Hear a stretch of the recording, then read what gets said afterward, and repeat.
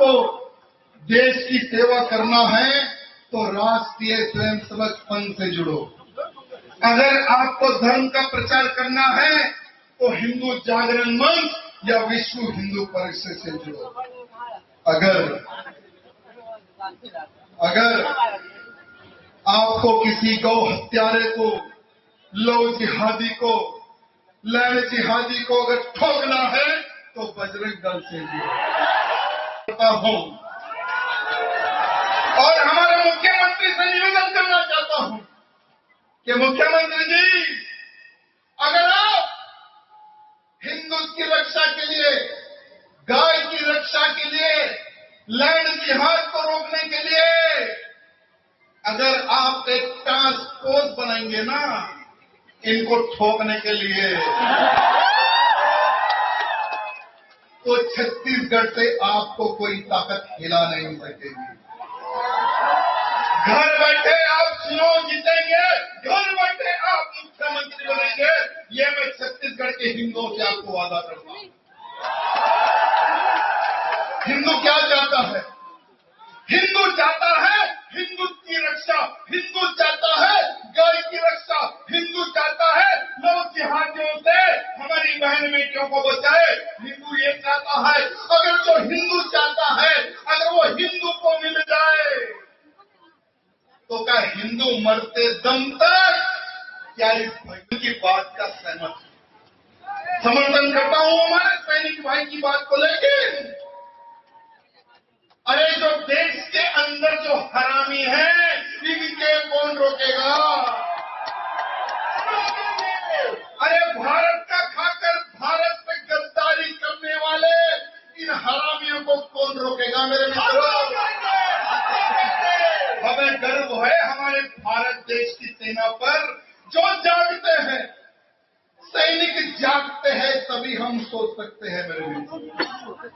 हमारे भारत देश की जो आर्मी है उन्हीं की वजह से देश आज सुरक्षित है, लेकिन हमें उनके लिए आज सोचना है जो बंगाल में 1 करोड़ से अधिक बांग्लादेशी रोहिंग्या घुस कर बैठे हैं मेरे मित्रों। हर राज्य में आपके छत्तीसगढ़ में रोहिंग्या घुस कर बैठे हैं मेरे मित्रों। तेलंगाना में रोहिंग्या घुस कर बैठे हैं मेरे मित्रों। मेरे मित्रों, एक बात ध्यान रखो, मैं शस्त्र विद्या की क्यों कहा पता है आपको? मैं वहीं पर आ रहा हूं।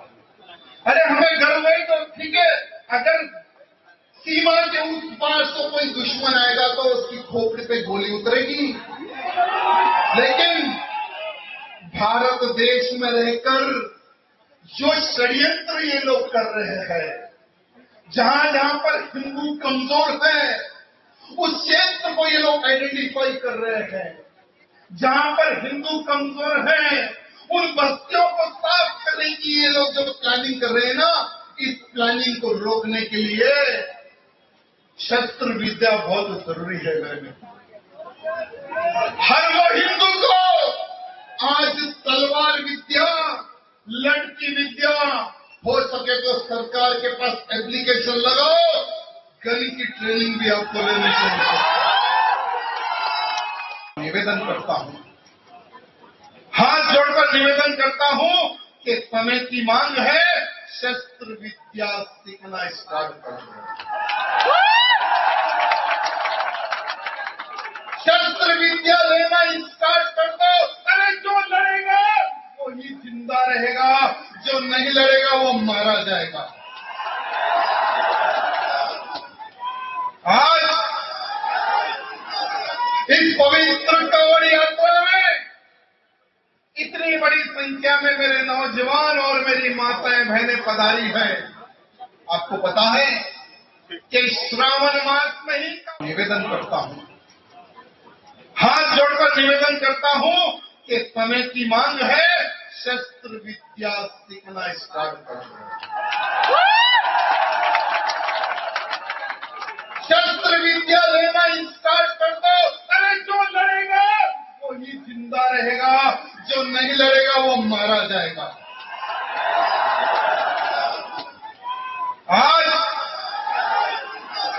इस पवित्र कांवड़ यात्रा में इतनी इतनी बड़ी संख्या में मेरे नौजवान और मेरी माताएं बहनें पधारी हैं। आपको पता है कि श्रावण मास में ही कांवड़ यात्रा क्यों निकाली जाती है? अरे युद्ध कल भी होता था, युद्ध आज भी होता था, युद्ध भगवानों के समय पर भी होता था। अरे वो समय पर राक्षसों में और भगवानों में युद्ध हो रहा था, लेकिन युद्ध से पहले समुद्र मंथन करने की योजना बनी। समुद्र मंथन में जो पहली चीज निकलेगी वो भगवान के हिस्से में आएगी। ये प्लानिंग हो गई, ये बातचीत हो गई। शांत हो जा मेरे साहब, मेरे बोलने के बाद लास्ट में बोल रहे। अरे जब समुद्र मंथन चल रहा था तो पहली चीज निकलने वाली विष थी मेरे मित्रों। तो सभी भगवान डर गए कि इस विष को कौन पिएगा, जो पिएगा वो खत्म हो जाएगा। उतना भयंकर विष समुद्र मंथन से निकल गया। तो क्या करें? सभी देवतागण मिलकर हमारे भोले जी के पास चले गए। हमारे भोले जी के पास जाकर भोले जी को कहने लगे कि हे भोलेनाथ, इस विष को आप ग्रहण कीजिए, इस विष को आप पी लीजिए। तो हमारे भोलेनाथ तो भोले ही थे। भोलेनाथ जी ने बिना सोचे समझे कहा कि हाँ, हम विष पी लेंगे। भोलेनाथ ने विष को पिया, लेकिन कंठ में उसको रोक लिया, क्योंकि पार्वती माता जी का कहना था। पार्वती माता की आज्ञा से भोलेनाथ ने विष को कंठ में रोक लिया। विष पीने के बाद में सभी देवतागण ने उस विष के प्रभाव को कम होने के लिए सभी पवित्र नदियों का जल से अभिषेक हमारे भोलेनाथ का किया। मेरे मित्रों, तभी से ये कांवड़ यात्रा प्रारंभ हुई। सभी भक्त लोग पवित्र जल को लेकर कांवड़िया लेकर आगे बढ़ते हैं और भगवान शंकर जी के ऊपर पवित्र जल को अर्पित करते हैं और प्रार्थना करते हैं भगवान से कि हे भगवान, हमारा परिवार सुख से रहे, हमारा भविष्य बने, ऐसा हमें आशीर्वाद दे। परिवार के लिए सभी लोग प्रार्थना करते हैं ना। आज के दिन जितने लोग जो कांवड़िया उठाकर ले जाते हैं, तो ये कांवड़िया का महत्व है मेरे मित्रों। लेकिन अरे आप तो आपके लिए मांगते हो आज के दिन, लेकिन आपको कुछ और भी मांगना है।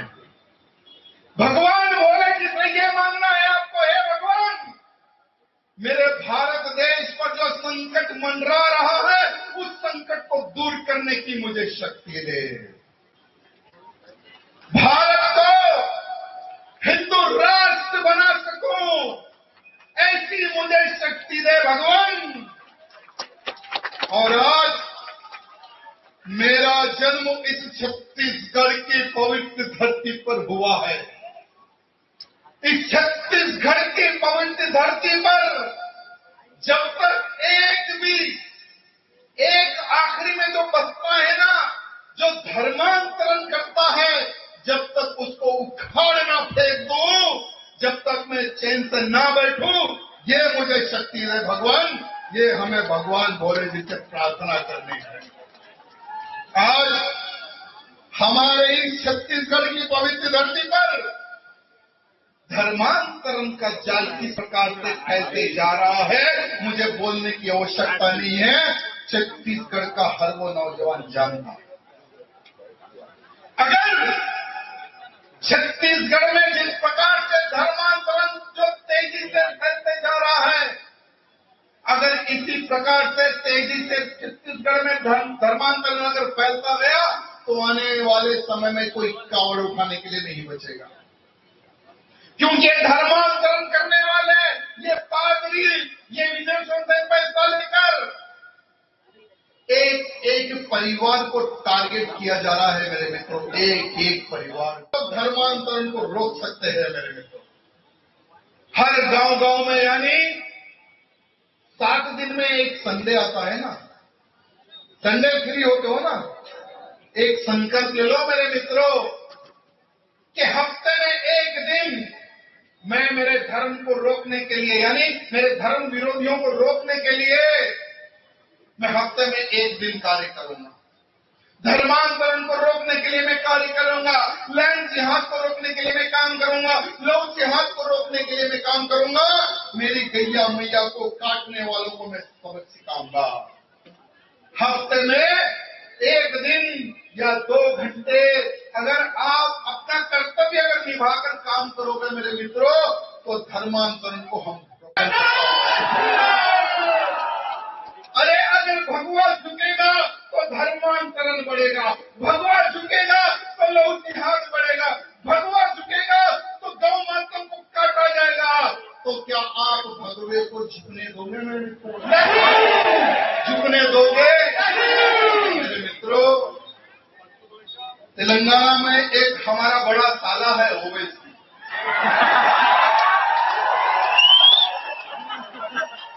वो क्या कहता है कि हम भारत माता की जय और वंदे मातरम नहीं बोलेंगे।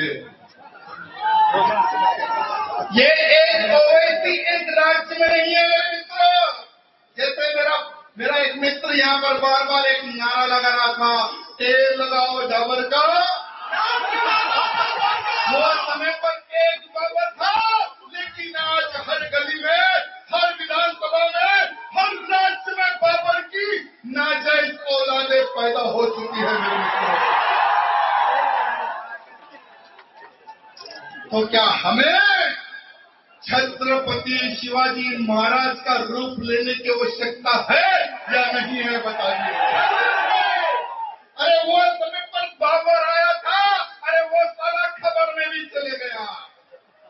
लेकिन अब जो बाबर को फॉलो करने वाले ओवैसी जैसे हरामी, जो भारत देश का खाकर भारत माँ की जय नहीं बोलने वाले, वंदे मातरम नहीं गाने वाले, क्या ऐसे लोगों को भारत में रहने का अधिकार है? तो ऐसे लोगों को उखाड़ फेंकने का संकल्प हम सबको लेने की आवश्यकता है मेरे मित्रों। आज आपके छत्तीसगढ़ में जैसे मैं जब आ रहा था तो कुछ मैंने रिसर्च किया कि एक तरफ धर्मांतरण से हमारे धर्म को सर्वनाश किया जा रहा है, तो दूसरी तरफ लैंड जिहाद के नाम पर हमारे जगहों को कब्जा किया जा रहा है मेरे मित्रों। आप ही के क्षेत्र में छत्तीसगढ़ के बिलासपुर में प्रधानमंत्री अटल आवास योजना के तहत में लगभग 355 मकान गरीबों को देने के लिए सरकार ने योजना बनाई। उसमें से लगभग 60 मकानों पर यानी इन लोगों ने कब्जा कर लिया, जिसमें इन्होंने एक मस्जिद भी बनवाई। लेकिन मैं धन्यवाद प्रकट करता हूं हमारे हिंदुवादी संगठनों को, जिन्होंने जब उन मकानों पर धावा बोला तो चौंकाने वाली बात सामने आई मेरे मित्रों। चौंकाने वाली बात सामने आई कि लगभग 400 से अधिक हमारी हिंदू बहन बेटियों की तस्वीरें इनके घरों में मिलती है। किसकी तस्वीरें? हिंदू बहन बेटियों की तस्वीरें मिलती है, और उन फोटों के पीछे क्रॉस लगा हुआ होता है, मार्क डाला होता है। यानी इनका क्या टारगेट था? क्या टारगेट था इनका? हमारी हिंदू बहन बेटियों को टारगेट कर कर लव जिहाद करना, धर्मांतरण करना ही इनका टारगेट था। मित्रों, मैं हमारे मुख्यमंत्री जी से निवेदन करता हूं कि इसकी सीबीआई इंक्वायरी होनी चाहिए कि ये कौन थे, इनके पीछे और कितने लोग हैं और इनका क्या उद्देश्य था, और ऐसी कितनी हमारी बहन बेटियों को इन्होंने फंसाया है। मित्रों, लव जिहाद सिर्फ एक राज्य में नहीं है। लव जिहाद का जो ऑर्गेनाइजेशन है ना, ये सिमी नामक एक आतंकी ऑर्गेनाइजेशन जो कि केरला में स्थापित हुआ। सरकार ने सिमी को बैन किया। आतंकी संगठन था, वो आतंकी संगठन का सोच एक ही थी कि गजवाए हिंद करना है, भारत को इस्लामिक राष्ट्र बनाना है। यही षड्यंत्र से लोग जिहादनामा का ऑर्गेनाइजेशन खोल के हर गांव, हर बस्ती, हर राज्य में इनको काम दिया गया कि हिंदू लड़कियों को फंसाओ, इनको वीडियोग्राफी करो, इनके फोटोस निकालो और उसका धर्म बदलो। अगर ये धर्म नहीं बदलती है तो इसको ब्लैकमेल करो कि तुम्हारा वीडियो फोटो हमारे पास है, हम वायरल कर देंगे। अरे बहुत सारी लड़कियों ने तो सुसाइड कर लिया, बहुत सारी लड़कियां तो उनके चंगुल में फंस गई मेरे मित्रों। और जो लड़की विरोध करती है उसको श्रद्धा वालकर जैसे 35-35 टुकड़े करके फेंक दिया। और ये सारे जितने भी पाकिस्तानी, बांग्लादेशी, रोहिंग्या जो इनके बाप की जागीरें समझकर, अनाथ आश्रम समझकर जो भारत में जो यहाँ वहाँ छुपे हुए हैं ना, इनको भारत से बाहर भगाए। और ये ममता बनर्जी जैसे और ये बुद्धिमान राहुल गांधी जैसे लोग अगर इन बांग्लादेशियों के, इन रोहिंग्याओं के समर्थन में अगर खड़े होते हैं तो इनको भी पैक करके बाहर भेज देंगे। जब ये जाएंगे बांग्लादेश, जब ये जाएंगे म्यांमार, तो उनको पता चलेगा कि ये ऐसे हरामी मुसलमान बांग्लादेशी है जो इंसान को भी मार के खा जाते हैं। तभी इन राजनेताओं को पता चलेगा कि वहां का हिंदू आज कितनी तकलीफ। 40,000 एकड़ जो इनके बाप की जायदाद समझ के जो कब्जा करके बैठे ना लैंड, उसी जगह पर प्रधानमंत्री आवास योजना के तहत मकान बना कर दे उन भाइयों को। अरे जब हम 1 करोड़ बांग्लादेशियों को और इन रोहिंग्याओं को फुकट में खाना खिला सकते हैं तो हमारे बांग्लादेश के हिंदुओं को भी हम पाल सकते हैं।